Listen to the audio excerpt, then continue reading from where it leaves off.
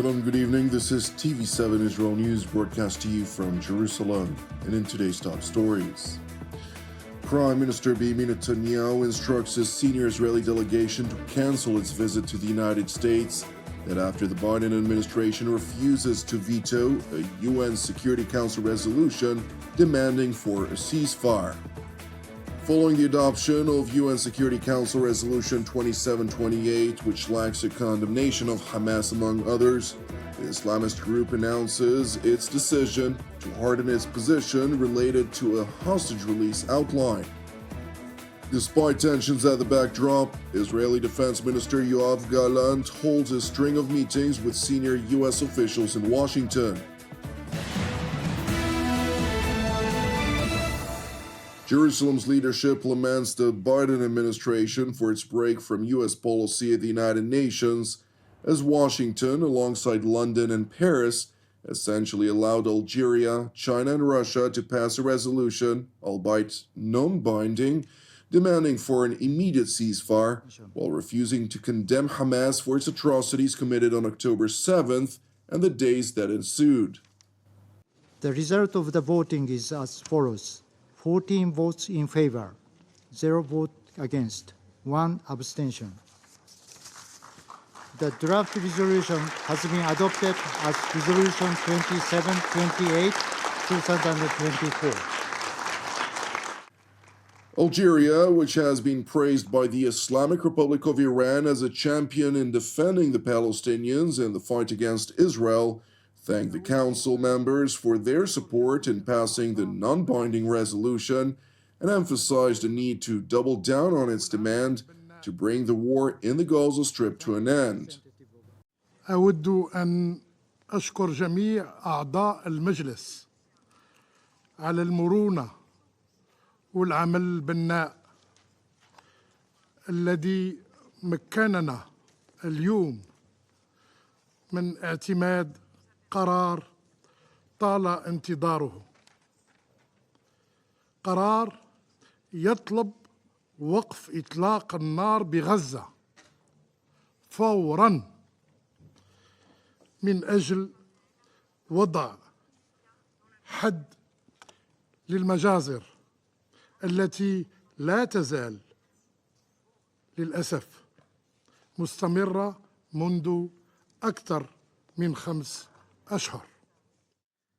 It is important to know that in contrast to claims of a massacre and other groundless libels directed at Israel, the United Nations has repeatedly cited, based on data accumulated since the start of the 1980s, a ratio of 1 combatant for every 9 civilians as the average of collateral damage in modern wars.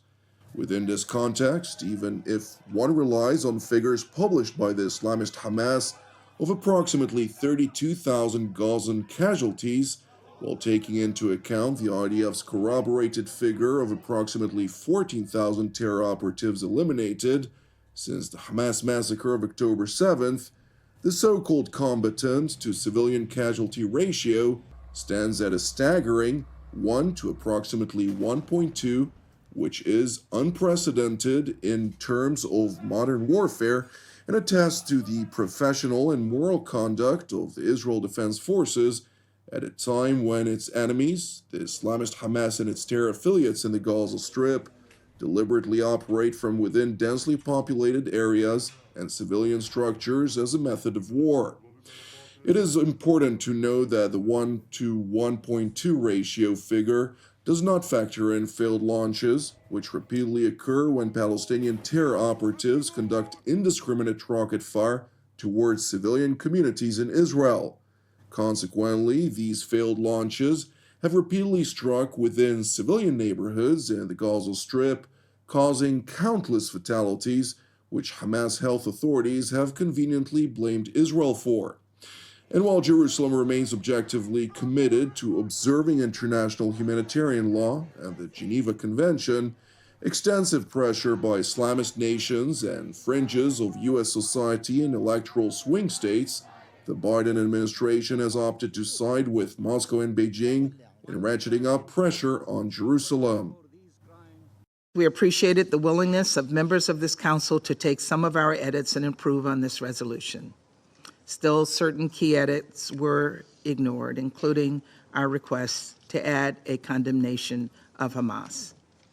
And we did not agree with everything in the resolution. For that reason, we were unfortunately not able to vote yes. However, as I've said before, we fully support some of the critical objectives in this non-binding resolution, and we believe it was important for the council to speak out and make clear that our any ceasefire must come with the release of all hostages. Indeed, as I've said before, the only path to a durable end to this conflict is the release of all hostages.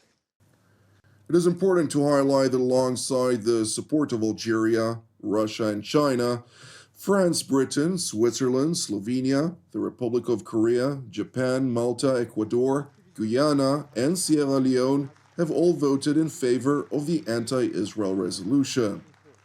Meanwhile, the Islamist Hamas released a statement in which it praised the Security Council at large and Algeria in particular for their supportive resolution against Israel. Moreover, Hamas announced that it has once again hardened its position in negotiations vis-à-vis Israel, demanding, quote, a comprehensive ceasefire, withdrawal from the Gaza Strip altogether, the return of the displaced, and a real exchange of prisoners, which the Islamist terror group demands to include thousands of convicted terror operatives with blood on their hands. Meanwhile, in Jerusalem, the Prime Minister's office released a statement in which it blamed the Biden administration for departing from its principled policy of supporting Israel at the United Nations, and by doing so, it essentially gives Hamas hope that international pressure will force Israel to accept a ceasefire without the release of hostages, thus harming both the war effort and the effort to release the hostages. Moreover, the Prime Minister Netanyahu made it clear that should the U.S. depart from its principled policy and not veto this harmful resolution, he would cancel the Israeli delegation's visit to the United States. Therefore, in light of the change in the U.S. position, Prime Minister Netanyahu decided that the delegation will remain in Israel. Moreover, in light of Hamas's decision to harden its position in negotiations, the Prime Minister's office announced, quote, Israel will not address Hamas's delusional demands. Israel will pursue and achieve its just war objectives, destroying Hamas's military and governmental capacities, release all of the hostages, and ensuring Gaza will not pose a threat to the people of Israel in the future. Meanwhile, in Washington, Israeli Defense Minister Yoav Gallant began a string of meetings with senior U.S. officials, as relations between Jerusalem and Washington have evidently reached an all-time low. אני פותח כעת את ביקורי בוושינגטון כנציגה של מדינת ישראל ובשם ממשלת ישראל.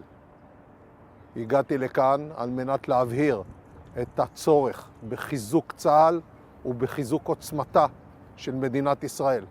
כבר עכשיו בפגישה הראשונה עם היועץ לביטחון לאומי, ג'ק סליבן, הבהיר את החיוניות במיטוט שלטון החמאס ובהחזרת החטופים אל ביתם.